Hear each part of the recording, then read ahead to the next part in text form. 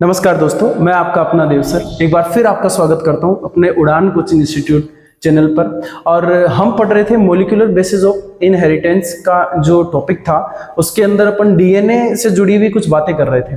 तो अपन ने कुछ चीज़ों को देखा था जिनके अंदर आपने कहा था कि सर न्यूक्लियोप्रोटीन जो होता है वो क्या होता है, उसके बारे में आप हमें बता दो। वो हमने कहा था कि न्यूक्लियोप्रोटीन है, उससे हम न्यूक्लिक एसिड तक कैसे पहुंचेंगे उसके लिए सारी प्रोसेस पड़ी थी। हम ये कहते हैं कि सर न्यूक्लियोप्रोटीन जो है वो कन्वर्ट होके जब अपने पास में अपने को न्यूक्लिक एसिड और क्या प्रोवाइड करवाएगा, वो शुगर प्रोवाइड करवाएगा। उस वक्त हमने कहा था इसका अगला जो डिवाइडेशन होने वाला है उसकी बात करें तो आप कहोगे कि सर ये न्यूक्लिक एसिड है, तो अपन ने नाइट्रोजनी बेस की बात की थी, ठीक है। इस न्यूक्लिक एसिड के साथ में आपने कहा था कि नाइट्रोजनी बेस और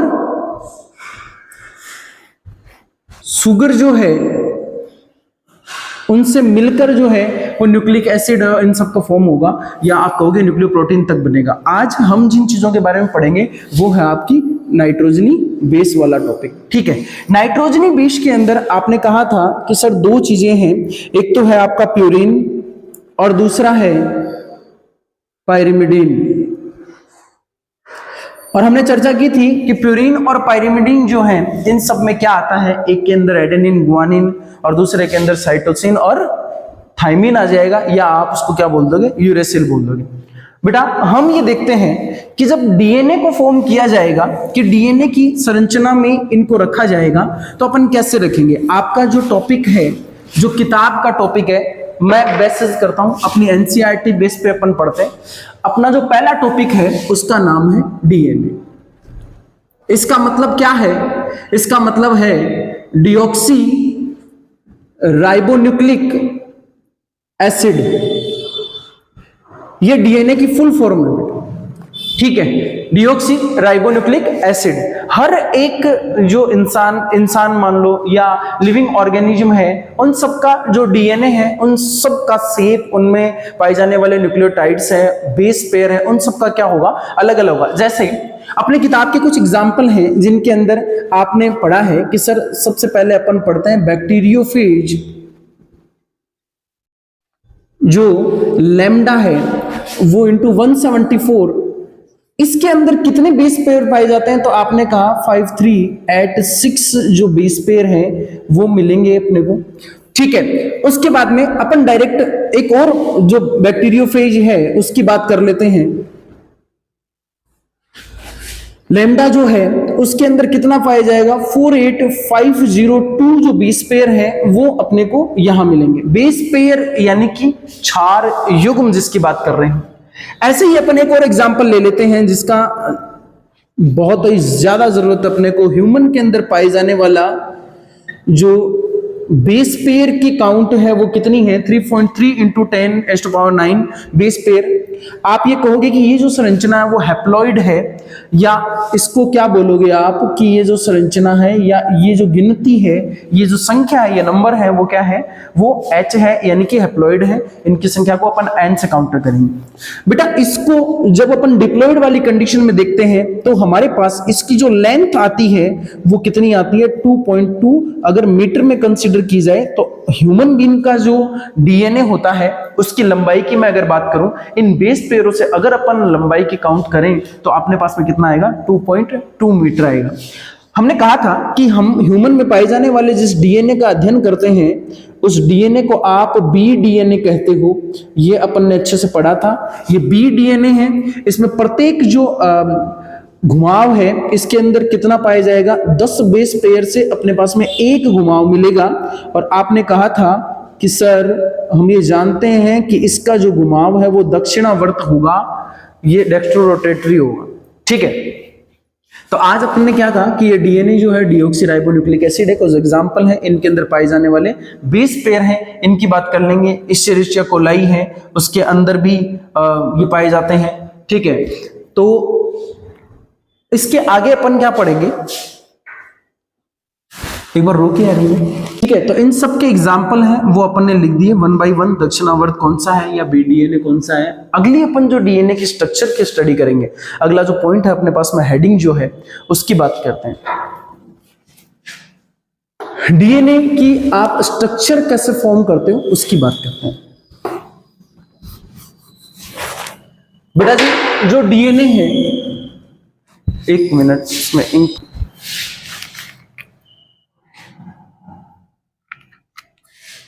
आपने कहा स्ट्रक्चर ऑफ, आप ये लिख दो सीधा सा डीऑक्सीराइबोन्यूक्लिक एसिड, या फिर आप बोल दोगे कि डीएनए, स्ट्रक्चर ऑफ डीएनए। हमने कहा है कि एक डीएनए की स्ट्रक्चर अपने को बनानी हो तो उसके लिए 3 चीजों की जरूरत होती है। पहला है आपके पास में नाइट्रोजनी बेस, दूसरे की अगर मैं बात करूं तो वो होता है पेंटोज शुगर, और अगर मैं तीसरे की बात करूं तो वो क्या है, H3PO4। हमने कुछ संरचनाएं हैं वो नहीं बनाई है यहाँ पे। बेटा आपको ये पता होना चाहिए एडेनिन की भी एक संरचना है, ग्वानिन की भी एक संरचना है, वैसे ही साइटोसिन की भी एक संरचना है, और अपने पास में थाइमिन की भी एक संरचना है। ये जो थाइमिन है, ये अगर मैं आरएनए की बात करूं तो इसको क्या कहा जाता है, यूरेसिल कहा जाता है। 2015 के अंदर जो नीट में क्वेश्चन पूछा गया था, उस क्वेश्चन का मैं अगर डिस्कशन करूं तो ये थाइमिन जो होता है इसका नाम होता है 5-मेथिल यूरेसिल, जो है उसी का नाम क्या होता है, थाइमिन होता है। ठीक है, ये किस में पाए जाएंगे, ये सारे के सारे कंपोनेंट अपने को पाए जाएंगे डीएनए में, और इसकी जगह अगर मैं आरएनए की बात करूं तो उसमें पाया जाएगा आपके पास में यूरेसिल। आप ये कहते हो कि नाइट्रोजनी बेस जो है सर वो हमारे पास में 2 है, प्यूरिन है आपके पास में और पायरिमिडीन है। बेटा इनकी अगर एक बॉन्ड बनाने की बात की जाए तो प्यूरिन है पिरिमिडीन से बॉन्ड बनाएगा। जैसे ये क्या है, एडेनिन और ग्वानिन, ये क्या है, साइटोसिन और थाइमिन। हम ये कहेंगे कि सर जब अपना डीएनए जो है वो बॉन्ड बनाएगा तो वो कैसे बनाएगा, ए हमेशा डबल बॉन्ड किससे जुड़ेगा, थाइमिन से, और जी है वो हमेशा ट्रिपल बॉन्ड से जुड़ेगा, साइटोसिन से। आप याद रख सकते हो इसको, जैसे मैं हमेशा याद रखता हूं ये 80 नंबर है, 80 नंबर में 2 अक्षर है, हमने कहा कि डबल बॉन्ड बना के रखा है। ए है वो हमेशा किससे जुड़ा हुआ है, टी से जुड़ा हुआ है, और जी जो बच गया वो सी से हमेशा ट्रिपल बॉन्ड के द्वारा जुड़ेगा। ये तो एक ट्रिकी बात हो गई अपने पास में, जो अपने को समझ में आ जाए या याद रह जाए। ठीक है, तो प्यूरिन है वो पिरिमिडीन से जुड़ेगा डबल या ट्रिपल बॉन्ड से। ये जो बॉन्ड बनने वाले हैं इनको आप हाइड्रोजन बॉन्ड नाम दे दोगे।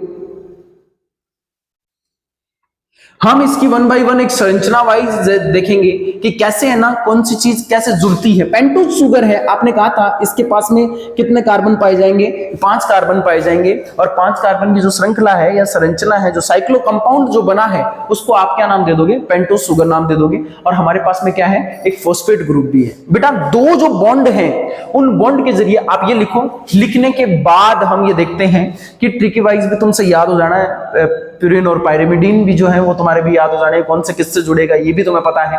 सर नाइट्रोजनी बेस है, इन दोनों की भी बात कर लेगा। पेंटोज शुगर है वो 5 कार्बन है, और H3PO4 ये अपने पास में फॉस्फेट ग्रुप है।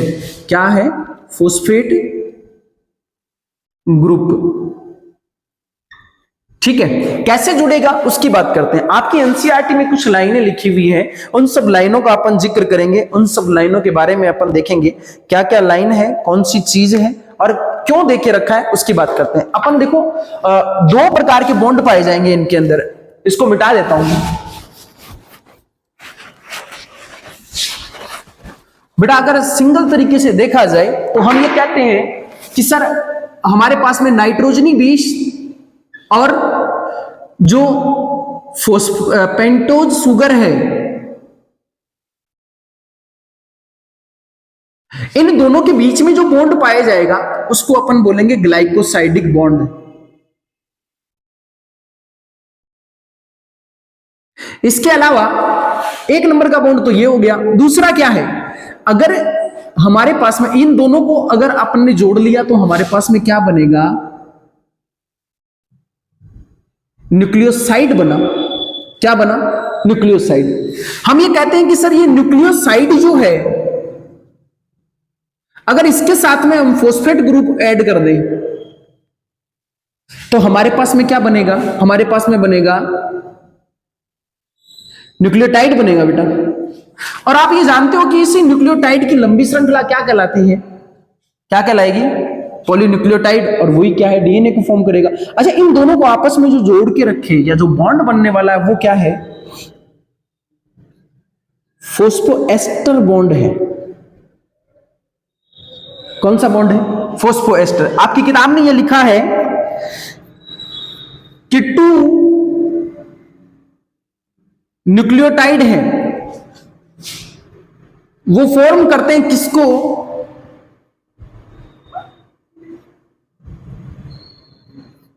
डाई न्यूक्लियोटाइड को।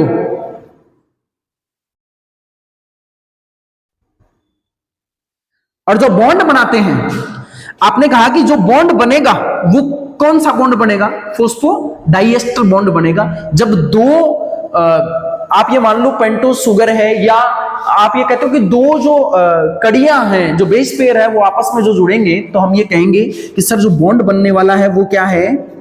Phosphodiester bond. कौन सा बॉन्ड है? Phosphodiester bond. ये फॉस्फोडाइएस्टर बॉन्ड जो है वो क्या करेगा? वो दो जो बेस पेयर है उन दोनों को आपस में जोड़ के रखेगा। हम ये देखेंगे कि कौन सी श्रृंखला वाइज कैसे चीजों को अपन बनाते हैं, कैसे डीएनए के अंदर किसी चीज का फॉर्म होता है, कौन से बॉन्ड कहां पाए जाते हैं, उनकी बात करते हैं। ये इतना आप लिखो, उसके बाद में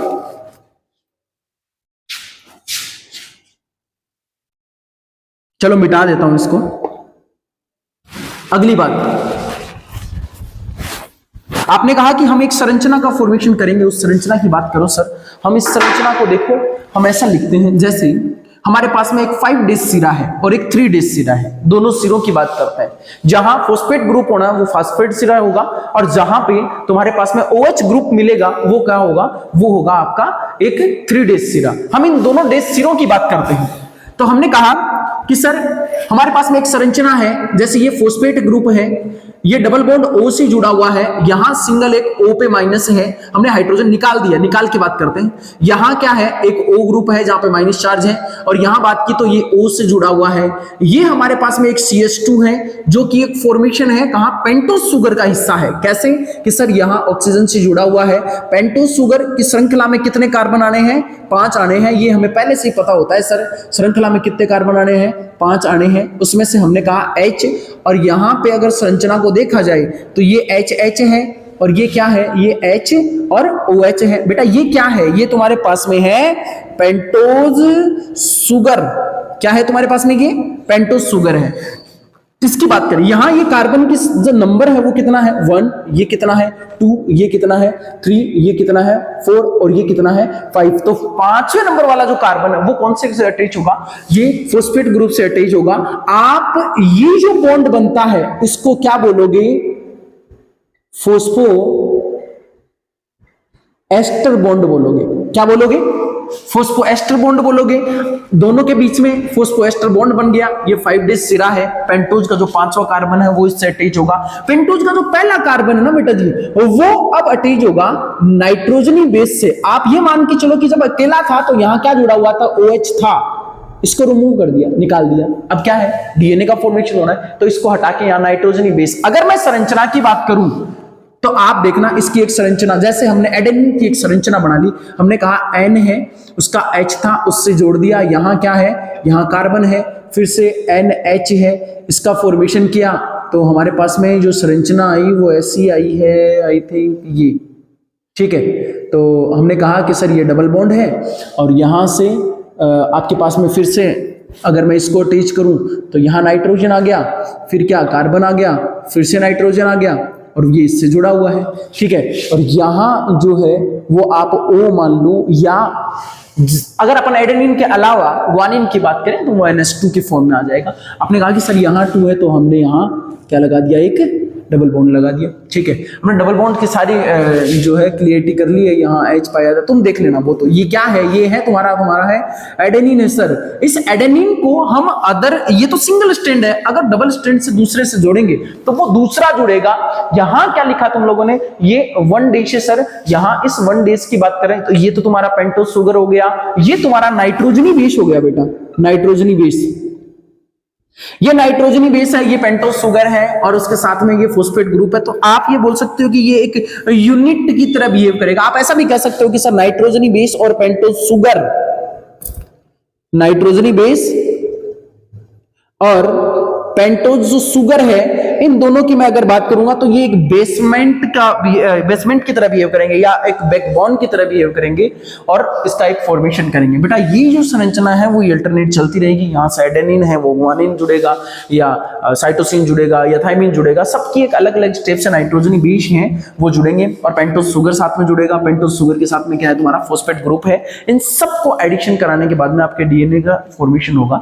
आज के लिए अपन इतना ही पढ़ेंगे बेटा, टाइम मिल नहीं पाता है। शाम को, रात को थोड़ा टाइम जो मिलता है उसमें अपन वीडियो बनाते हैं। आपके हौसला जो अफजाई है, या आपका जो कमेंट जो बार बार आएंगे, तो उनसे हमें एक मोटिवेशन मिलता रहेगा, और अपन जितना ज़्यादा हो सके उतना टाइम निकाल के और ज़्यादा वीडियो बनाने की कोशिश करेंगे।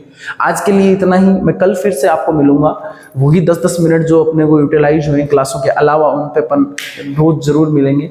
और आज के लिए इतना ही।